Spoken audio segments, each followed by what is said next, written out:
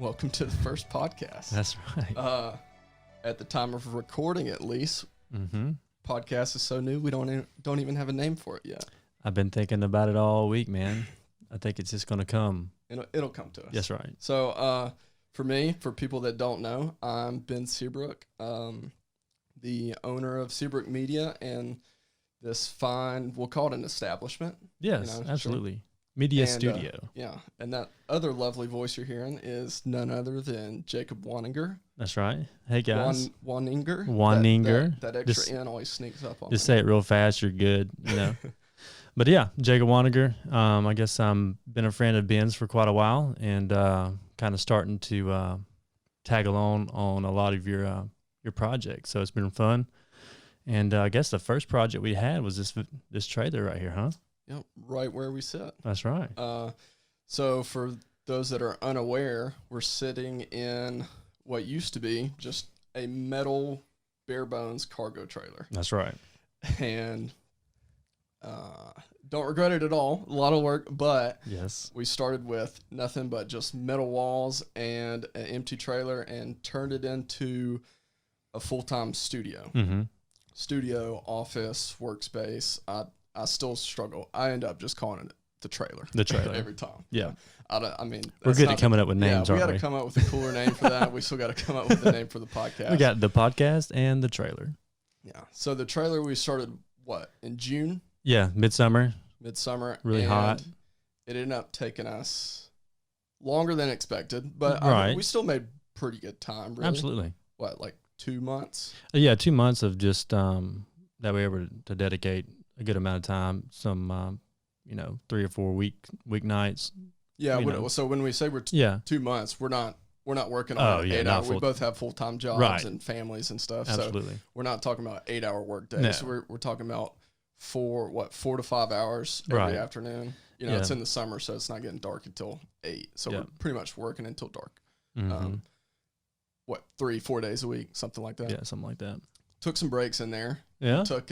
You took a short hiatus on me to the Amazon jungle. To the Amazon jungle. That was an interesting trip for sure. Yeah.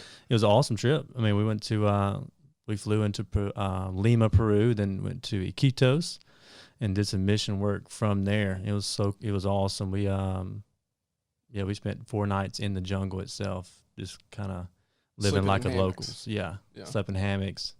It was just an awesome trip. And you claim, at least, to have been bitten. Yes. By a, what are they called? Bullet ant. Bullet ant. Yes. I lived and survived a bullet ant bite. The locals didn't believe me. I trust you, but I don't know if I'm buying I know what I saw. And like what scared me the most is when I stepped on it. For one, I don't know why I was trying to be a tough guy and be barefooted. I don't know why I didn't, Well, the locals are barefoot. Locals are barefoot, right. Yeah. So I was like, well, I just want to be like them.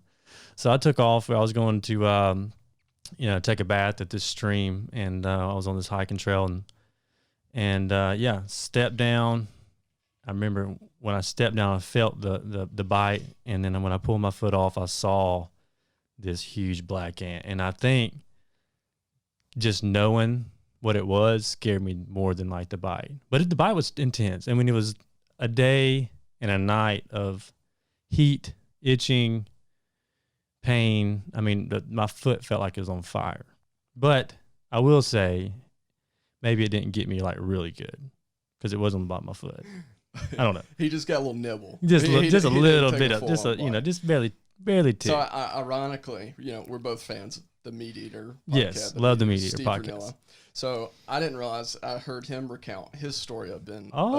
Just like 2 nights ago. This is news to me. Let's hear that. Yeah. So he says whenever he was initially bitten, him and one of his camera guys. All right. So he's there with the locals and he's there with true indigenous tribal people that don't speak any English. Most of them haven't seen a white man before, all that. So they don't speak any English.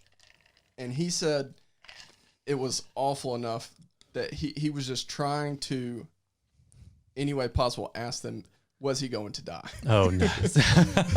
and he said 5 hours after the bite, he was still contemplating calling in help. Really? Yeah. Okay. So yours wasn't quite that bad, but okay, I'll buy it though. It was a bullet ant. It was just a little nibble though. Was the jungle as the one thing I always hear about the Amazon jungle is how loud it, like piercingly loud. Yeah, so there's like, I guess monkeys or something's always howling, and then you hear like cricket noises.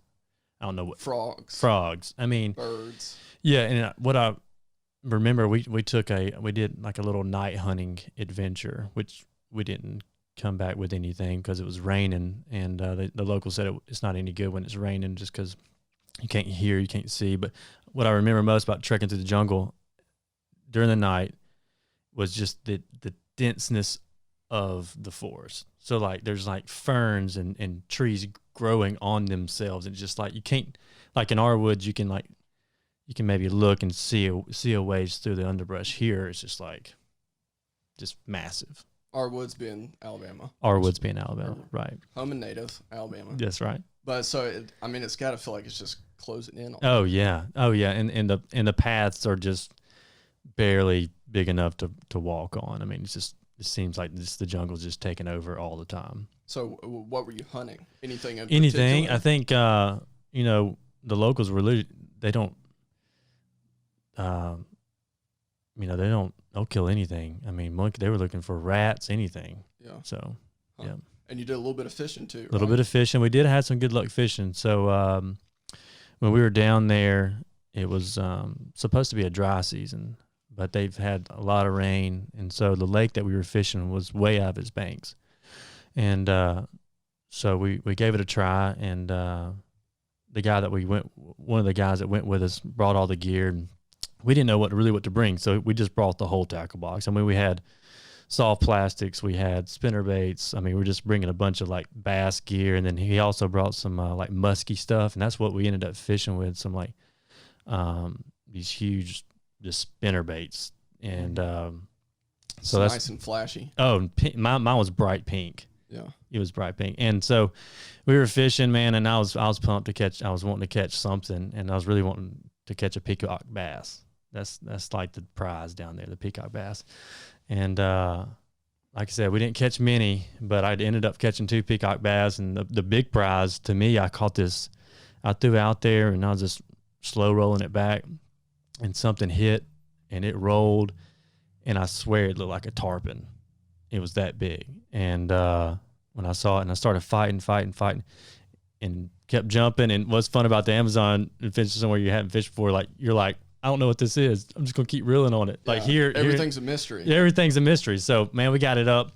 I remember looking at this fish like it was like had 2 big like whiskers on it, and it was an arawawa. Arapaima? Oh no, arowana. Oh, okay. Yeah. All right, dragonfish. It's got the 2 whiskers coming off its bottom yes, lips, 2 whiskers, and it looks like that. the fish looks like it's one big tail, like it just tapers off to one big tail. Yeah, almost like the body of like what we would see here being a snakehead. Yes, exactly. Something we would be exactly. Yeah. So it was about, I'd say, 32 inches long. It was massive.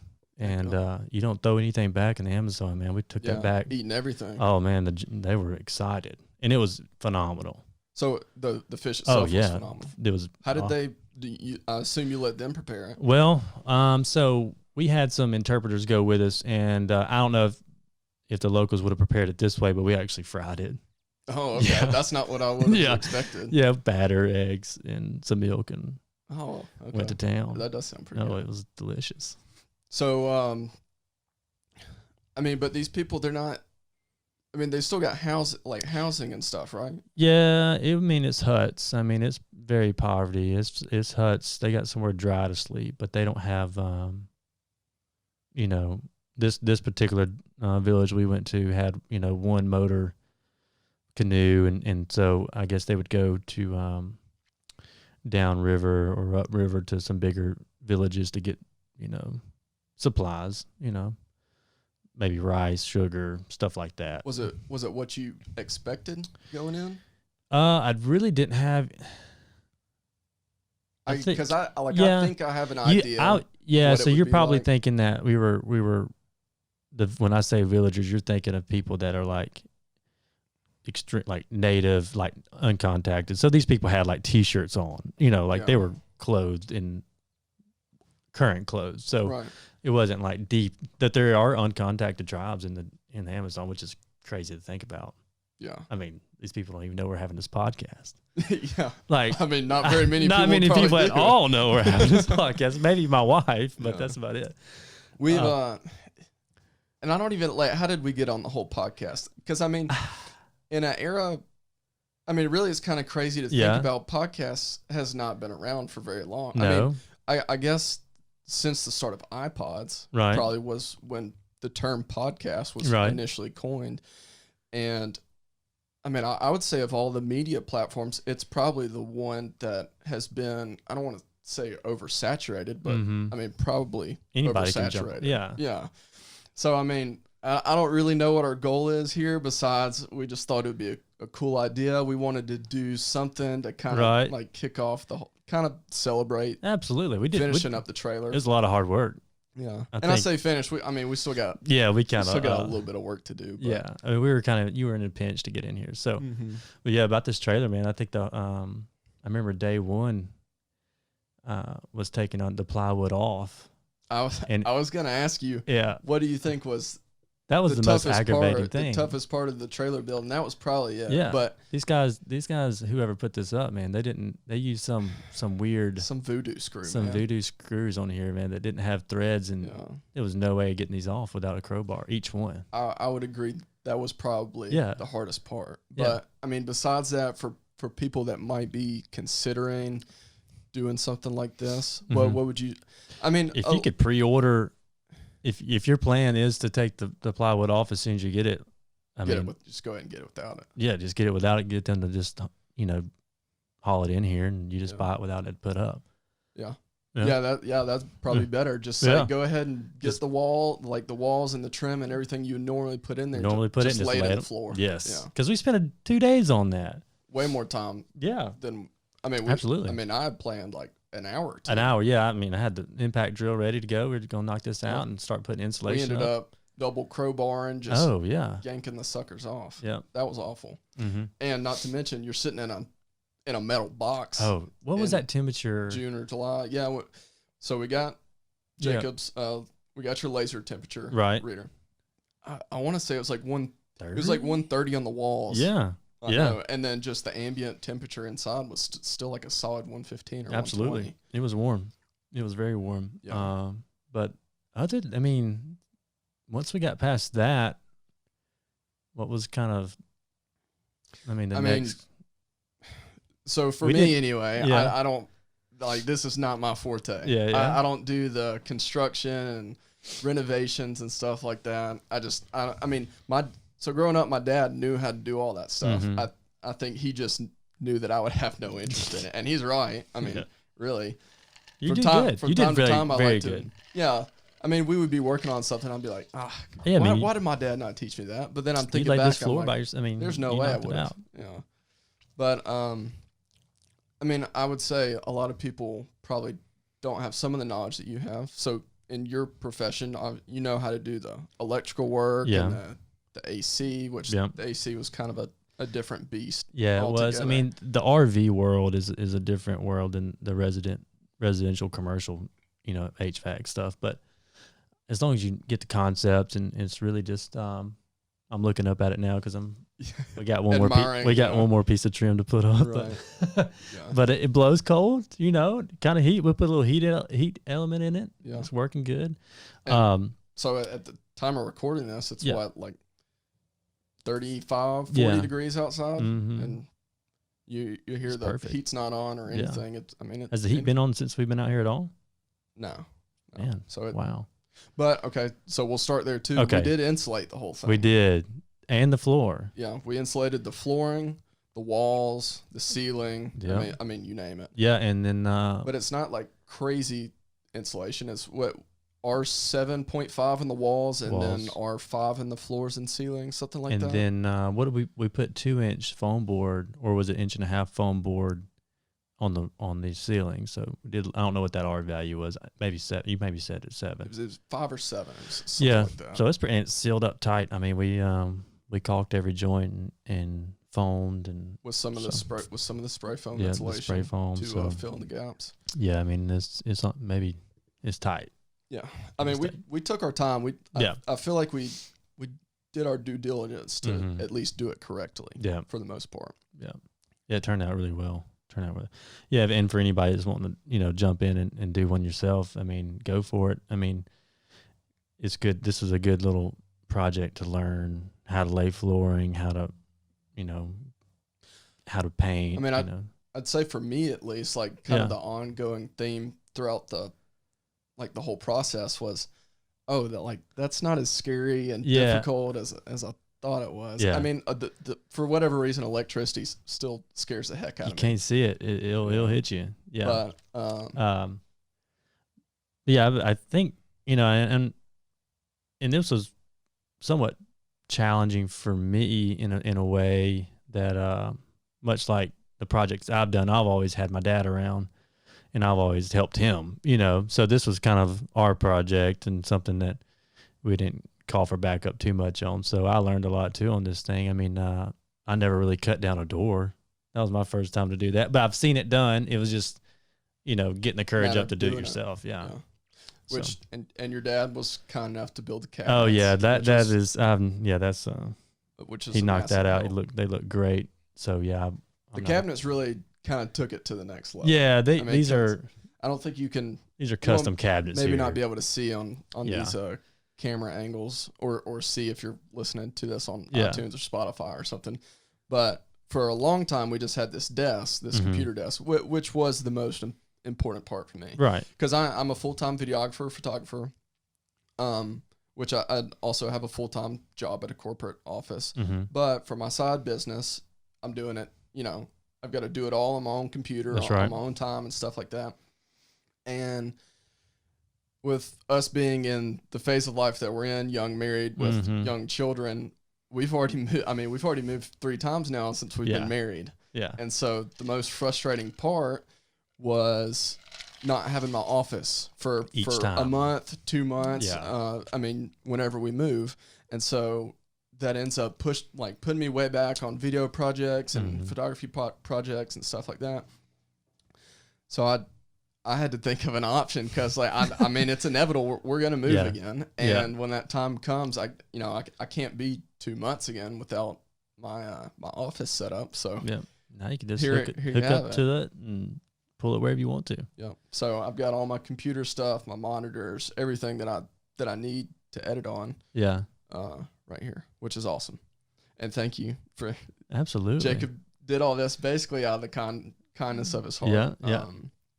And I mean, a little bit because you're wanting to learn absolutely videography and photography too. Mm-hmm. So, I mean, kind of it's a nice trade-off because I would say you're the hunter and fisher that has an interest in photography, videography, and I'm the videographer, photographer that has an interest in hunting and fishing. Yeah, there you go. You can put it that way. Yeah, nice. Because I mean, really, I've really only been hunting / fishing for 4 or 5 years. It's not something that I grew up doing. Right. Yeah, I mean, my dad didn't care a whole lot about it, but I wanted to be at the ball field, Yeah. So that's where I wanted to spend my time. And until I got to college, I don't know what sparked it in college. I guess the bug just kind of bit me. I got in the woods one time deer hunting. Yeah. And ever since then, I went quail hunting with you. I've been dove hunting a couple times and then deer hunting, but I'm all about it now. Getting back to maybe what sparked it. I mean, talking about the media, I think I was hanging out with you during that time where you were getting interested to, I think you were watching some YouTube, some podcasting. Sure. Yeah. Get you, man, that spawns a lot of my hobbies and stuff. Just hearing someone else get fired up about absolutely. Yeah. And, you just want to give it a try for yourself. So that's cool. So then I'll ask what got you interested in video? It's kind of the same thing. Same right? thing. Yeah. I guess so. Cause I mean, I guess what got me interested, hooked up with you and man, it's just bouncing around YouTube and finding those Yeti Present videos. You remember those a while back? Yeah. Amazing. Man, those are all, I don't know if they still produce them, but man, I just love those little like 7-minute short clips that highlighted like outdoor life or maybe highlighted like this outdoor legend. And I was like, man, these videos are well produced. Like I really like, and I started like, catching small, details of like, I see how they may have done that. I see what was going on behind, the creative mind there. So that kind of just, I don't know, got me, interested more in what you do and appreciating what you do. And, man, I want to give it a try for myself, just. Yeah. So your first taste was, it was the trailer build. We did kind of a little like vlog series with it. Yeah. And, it's a little rough because, what's hard to appreciate when you're watching these guys on YouTube is they're videoing all this stuff themselves. They don't, for the most part, they don't have, when you're talking about people that vlog and stuff, they don't have somebody that's following them around with a camera. Right. And so every little task that you do takes, would you say twice? At least twice as long, really. Right. Because you got to set up the camera, you got to do said activity, and a lot of the times when you're doing it, you're moving the camera 2 or 3 times. Yep. If you're by yourself, it was me and you, and it's still, I feel like we probably could have knocked that trailer build out a lot faster, right, if we had not videoed it. But it was something that we wanted to do, cool, and it was fun. It's cool to have. Yeah.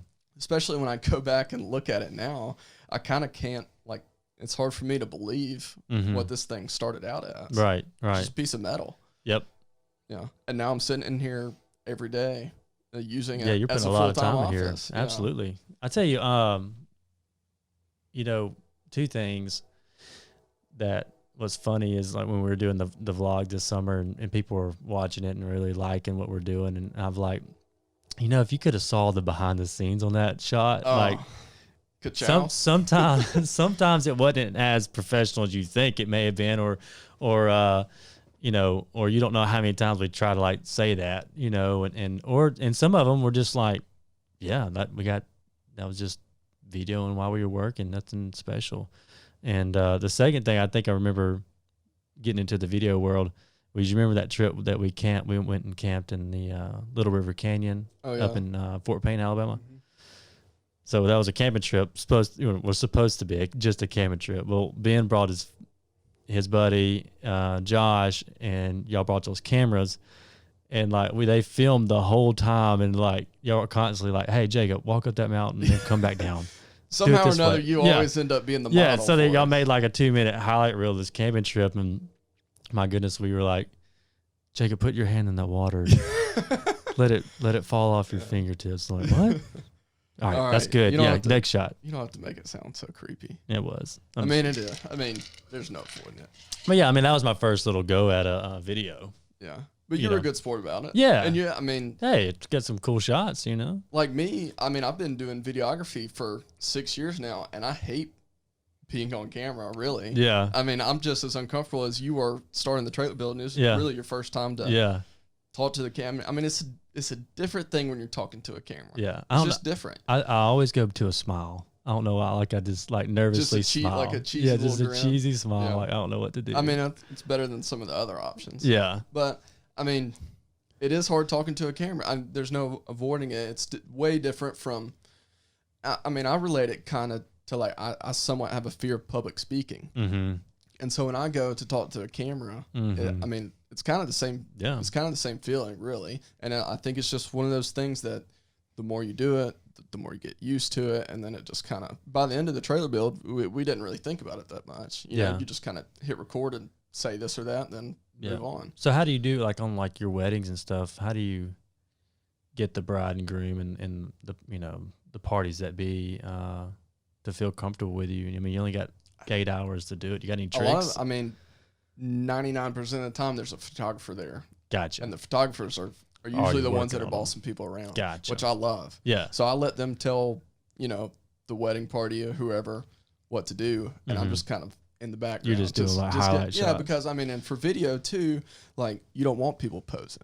Yeah. Like, you don't want people just sitting there smiling, because then it's weird and it turns out looking creepy. So it's better just get them doing their thing. Tell the story of the day. Yeah. Without, and that's pretty much with anything, any of our video projects we do. Like the fly fishing. Yeah. I hate you couldn't be there for the fly fishing video, but I did a project not too long ago for a fly fishing company in Alabama. It's the only river system in Alabama that supports trout year round. Now they're stocked, so I mean they're not naturally occurring, but the reason being is that it's at the foot of the Smith Lake Dam, and so the dam at Smith Lake, instead of like most dams drawing water from the top of the water column from the lake, it's pulling from the bottom. And we're talking about Smith Lake. I mean, some parts of Smith Lake are deep. 200 feet deep. Yes. Yeah, deep, very deep. So you're talking about no sunlight anymore, and this water is cold. I forget what they say. Forget what they said the temperature is when it comes out of the dam. But over that like 15-mile-ish stretch of river there, I think the water temperature holds pretty steady at like 40, 45 degrees. So you're not going to get any of our native like bass and brim and stuff that's hanging out in there. So 6 months out of the year, this fly fishing company, they stock it with trout. And then the other 6 months is it Alabama Power or TVA? I think it's Alabama Power. Really? That funds for them to stock trout. I think Smith Lake.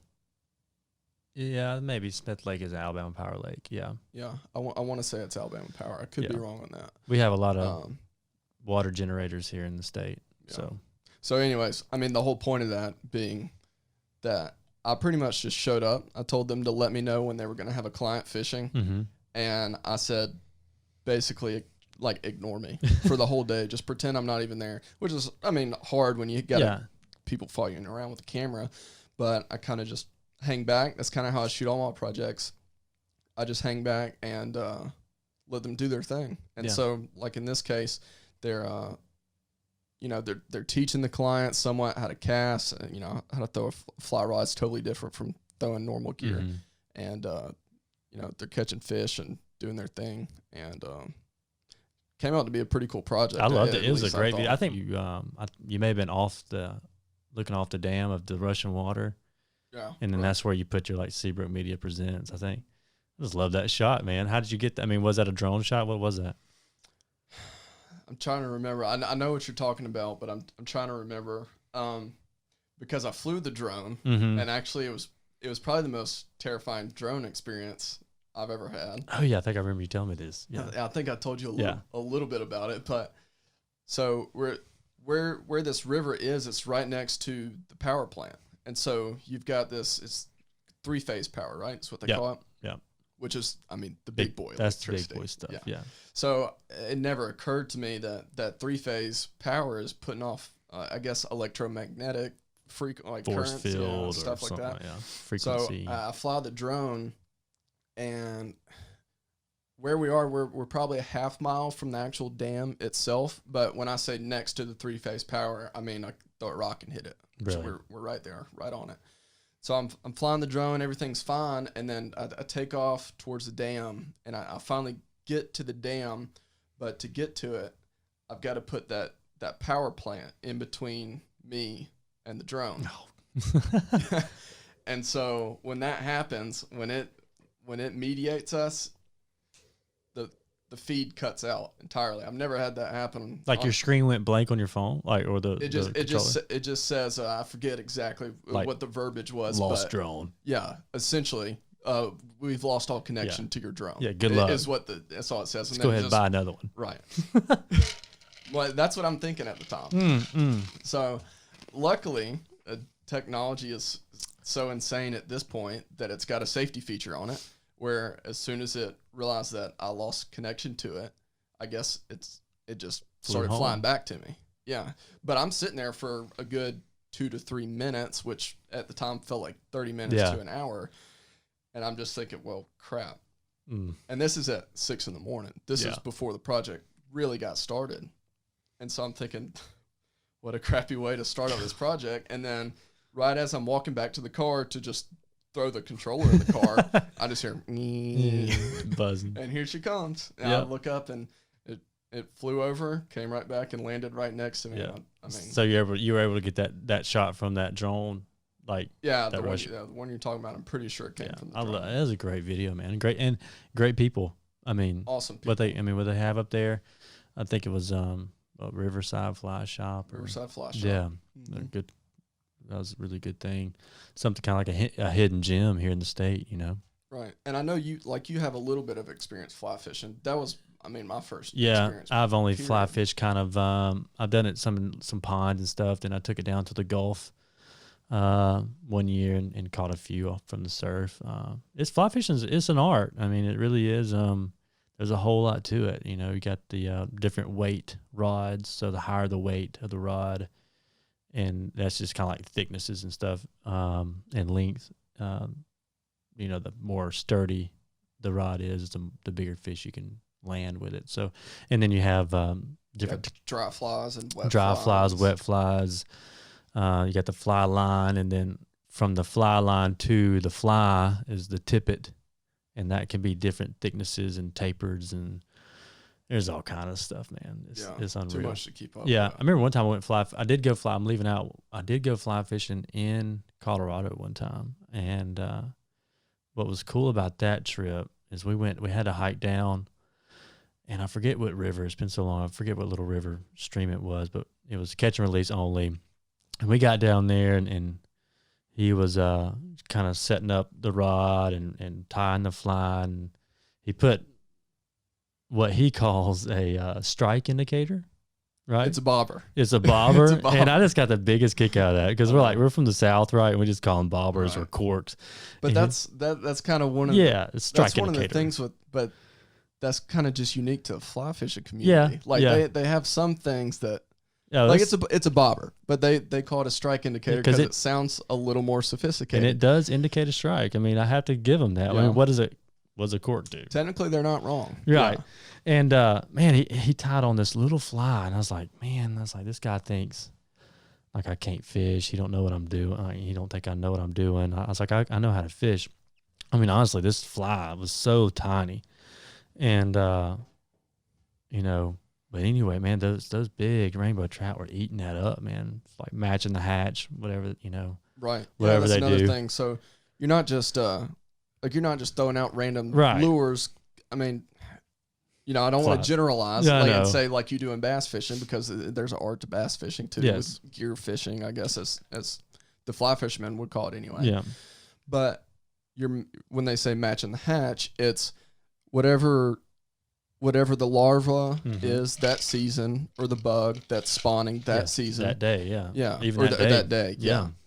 You have to figure out what that is, because that's what the trout's going to prefer. Yep. Which I had no idea. So it was fascinating that was the first go at it too. And I just remember thinking like, man, I was like, I want a big fly. Like I want to catch a big fish on a big fly. Right.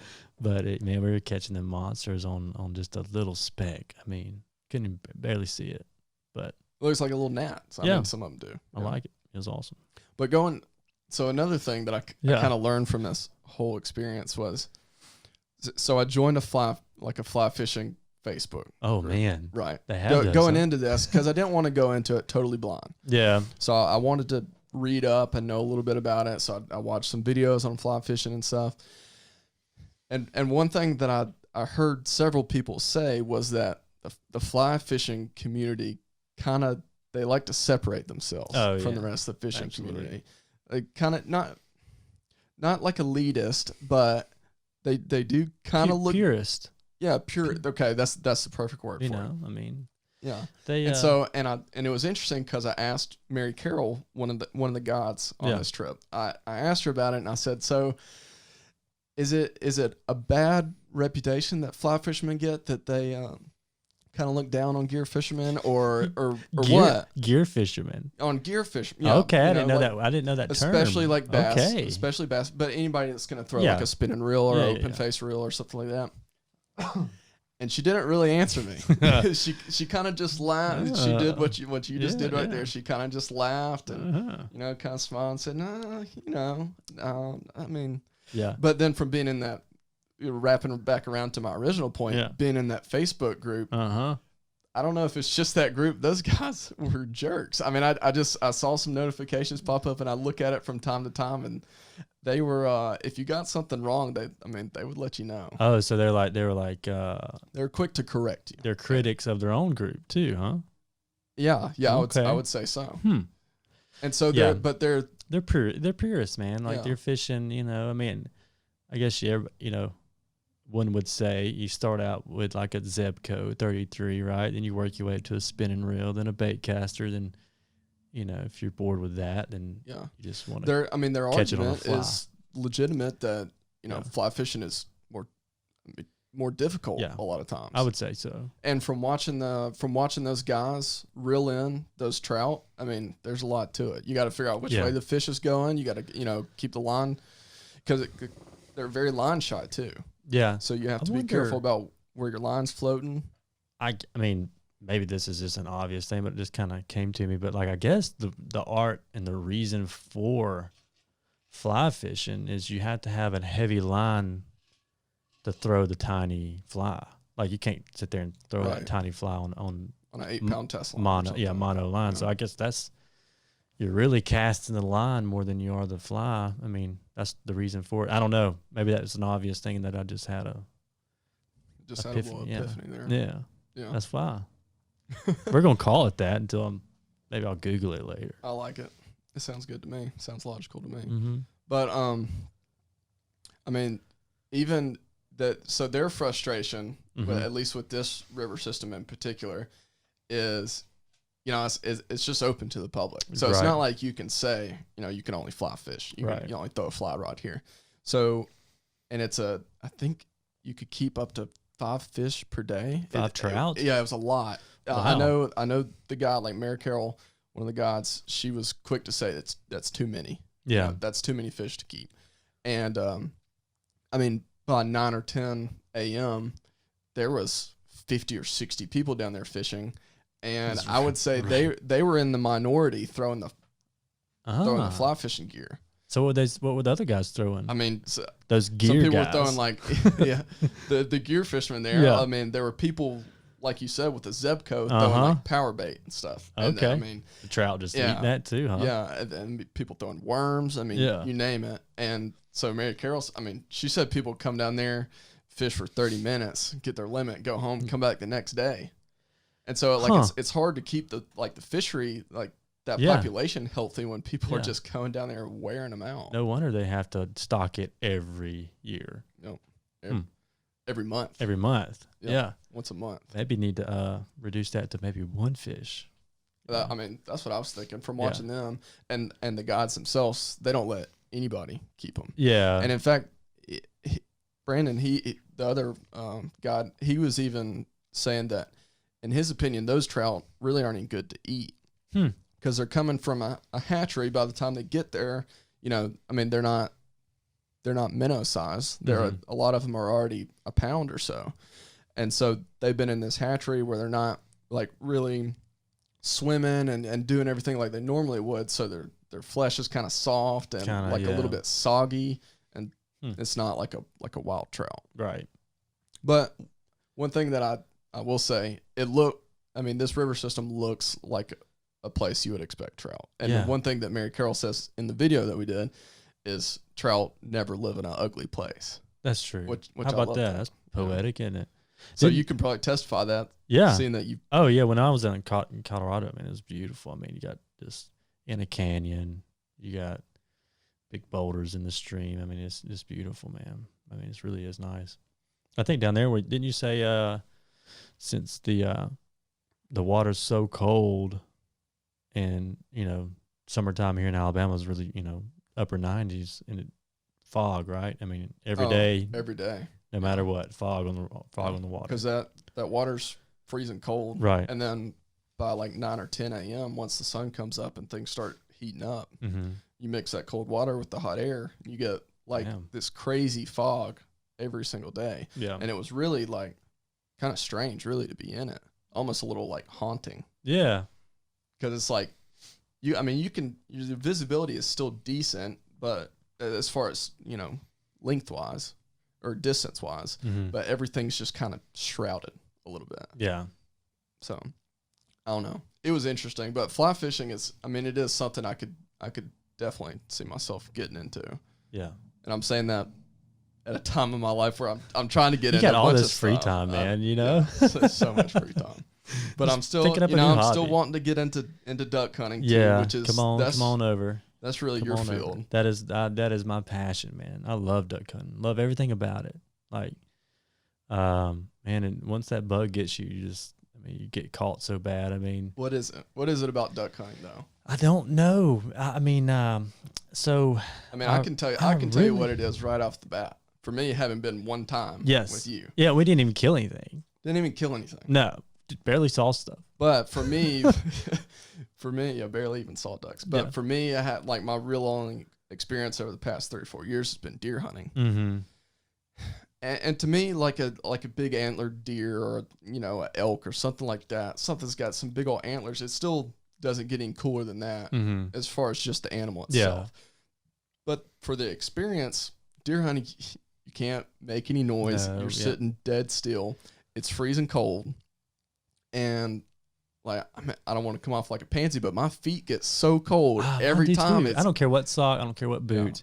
I'm getting my feet. It's unbearable. Yeah. So going duck hunting with you, it was kind of like, okay, I get it, because, we go out there in your boat, which is not a big boat for the 4 of us grown men, but we get out there, we land the boat, then we get out, and my natural instinct is to just, as soon as we get there, be as quiet as I can. Yeah. And then y'all start cutting up and having a good time. Turn the heaters on. Yeah. You got propane heaters. We're not going to, them feet ain't going to be cold out there, son. Yeah. We're going to heat them up. But not only for the heat, but you slapped on a little oven attachment. We threw some Sister Schubert rolls in the oven. Love those things, man. I mean, did we do the pigs in a blanket, or we did the pigs in a blanket? And you got to try the cinnamon rolls. We did the orange rolls. Not my favorite now. The basic cinnamon rolls are better. That was it was a nice change up from deer hunting. Yeah. Where you can't, sometimes I want nothing more than just open up a bag of chips. Yeah. But as soon as you do that, you might as well just leave. You're just blowing the whole hunt. Yeah. I think, killing a big buck or that can't be rivaled, really. As far as that trip. But I think duck hunting, every time you go, you're going to have a good time. Especially if you're in good company. Like, I try to have a good time. Like, we're planning on going tomorrow morning, and we're gonna get there just early, like you said, and we're gonna try to beat some people to the public holes. And once we get there, once the spot's taken, and once we get there, hey, it's game on. We can have fun until shooting light. I do like to get quiet though, about 20 minutes before shooting light, and kind of get quiet then. But man, I think that's what I like about it too, man. Just you get to have fun. And hang out and cut up, and it's just fun. It's funny you mentioned the race to the spot. Yeah. Because to me, my first duck hunting experience, that is probably the thing that sticks out in my mind more than anything else. Yeah. And I love to say, I feel bad about it, but I love to tell people when I talk about it. I'm not sure I've ever seen 2 grown men, being your dad and his friend Bruce, get so close to tears over something like that. Because when we pulled up, what time did we get at the boat launch? It was like 4:30. It was early. Yeah, tomorrow morning we're going to get there at 3. But I think we went late season, so you don't really have to get there that early. But I think there was a lot of boats there that morning. Well, it was the last day. Yeah, it was the last day, so there was a bunch of boats. And we got this hole that we like to get into, and I just remembered your dad walking up to the guys that had just pulled in front of us. Just pulled in as we were pulling in. And he walks up to him and said, "Where you boys going?" And they said, "Between the ponds." And your dad, he dropped so low just immediately. And he walked back over and kind of like slumped up against the truck and said, "Well, what do y'all want to do?" Like, he was contemplating leaving, I think. Yeah. Because that was the honey hole. Yeah. When they said between the ponds, that's where we were going, because that's a good spot. That's a good spot to go. And I don't think we got that spot that morning, did we? Oh, no, they got it, and we sat there and listened to them wear them out. Yeah. But there's a competitive aspect to it. Yeah, it's like Friday Night Lights. Especially if you get there and there's like, I remember last season opening day, we pulled up to the ramp, man, and there was already a ton of boats already there, like already parked, and they're already at their spots, obviously. But there was 4 boats that were at the ramp. So, and we were number 4, and they were like, getting out already, putting their waders on. And one of my tricks is we put the waders on at the house. So whoever's riding with me, you're ready to go. Oh, when we get out the ramp, we are ready. Like I already have the engine cranked. A lot of times I'll warm up the engine at the house, and if I'm in a big rush, I'll just leave it running. Because, you know, with the mud motors and stuff, you can, you know, they don't have to have water to cool them, so they can run. So that's, you know, two things that's going to hang somebody up at the ramp: putting their waders on, getting your gear ready, and warming up your boat, and maybe not letting it crank. So that's like 4 things, but yeah, all right. Yeah. Okay. I just kept going. The more come to my mind. So I already have those things already done. So we were the 4th boat to launch, and all those guys, they were just keep, you know, twiddling their thumbs. But man, you throw that bad boy in the water. And we pushed off, and everybody at that moment was, you know, moving their bows across to line up going down river, and we were all moving at the same time. And man, I just had the inside cut, and I gunned it. It's just a straight up race. And I gunned it, man. And it took me about a mile to outrun them, but I got them. So I mean, I know you've explained it to me a little bit, but what's the protocol on that? You get to the spot first, it's yours. Yep. I mean, it's public. So in Alabama, you know, we got all water is public. So there wouldn't be, you know, anything stopping a guy from pulling up right next to me and hunting right. I mean, that's his right as a citizen as much as it is mine. But the law of the land, you know, is, you know, you want to be courteous. We always want to be courteous. So if somebody's there already in the spot that I wanted to go, I just back off and go hunt somewhere else, you know. So has that happened to you before? No, absolutely. Really? Yep, absolutely. No, I mean, as far as someone pulling up right next to you. No. There's been people getting a little too close. This past opening day, you know, there's a guy a little too close. But, you know, that's just part of it, man. That's part of the fun of hunting public is that, you know, the private land guys, you know, they get to go out there and hunt, you know, in peace and quiet. Whatever they want. You know, yeah. But public land is kind of like, and you've said you'll even have people from time to time that'll camp there. Oh yeah, the night before. Yeah, absolutely. There's people that camp out. I've done that. You know, people camp out on their spot. So yeah, they just stroll through and see your boat in the water, and they just go on to the next place. Yep. And you're getting ready to go on a trip to Arkansas, right? Yeah, I got an Arkansas trip planned next week. So what is it? I know that people all around here, like, that's the thing to do is go to Arkansas. Yeah. Like, it seems like if you want to do like deep sea fishing right, like you can go to the coast of Alabama and you can catch snapper and some grouper and stuff. But if you want to go to the big boys, people here go to like Venice, Louisiana, and go because you can get to the blue water so fast, right? Because it's just right offshore. So what is it about Arkansas that's so different for duck hunting? Yeah. So just kind of broaden that out a little bit. So, you know, the ducks are the migratory birds, and all waterfowl. So I'm talking about geese, ducks, everything. So they all really, the summer grounds, feeding grounds are Canada up in there. So as that part of the region of the, you know, up there gets cold and freezes up, the ducks have to move south. So every year since creation, ducks have migrated south, and they've always used the same path. So you have the Mississippi Flyway that follows the Mississippi River. You have the Atlantic Flyway. You have the Mountain West Flyway. You got different flyways. So Arkansas sits on that Mississippi Flyway. And what's good about Arkansas, the Mississippi Delta, even down to Louisiana and up towards, you know, Missouri and Kansas, like there's a whole lot of farmland. Like there's a ton of rice, ton of soybean, corn.